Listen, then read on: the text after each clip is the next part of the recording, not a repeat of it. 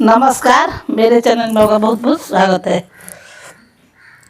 अरे डिब्बा भरल जो आ गए हो तावर मंगर के, डिब्बा भरल जो आ गए हो तावर मंग।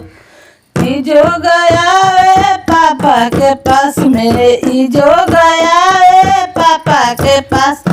मम्मी के दिल घबरा गए हो तवार मंगर के, मम्मी के दिल घबरा गए हो तवार मंगर के। डिब्बा भरल जो आ गए हो तवार मंगर, डिब्बा भरल जो आ गए हो तवार मंगर। ई जो गया वे चाचा के पास में, ई जो गया वे चाचा के पास। चाची के दिल घबरा गा हो तवार मंगर के, चाची के घबरा गए हो तवार मंगर। डिब्बा भरल जो आवे हो तवार मंगर। ई जोग आवे भैया के पास में, ई जोग आवे भैया के पास।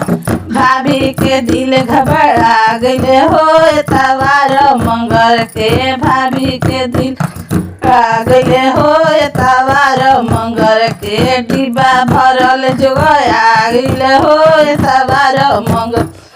ई जोग आवे जीजा के पास में, ई जोग आवे जीजा के पास। दीदी के दिल घबरा गए हो तवार मंगर के, दीदी के दिल घबरा गए हो तवार मंगर के। डिब्बा भरल जो आ गए हो तवार मंगर। ई जोग आवे फूफा के पास में, ई जोग आवे फूफा के पास।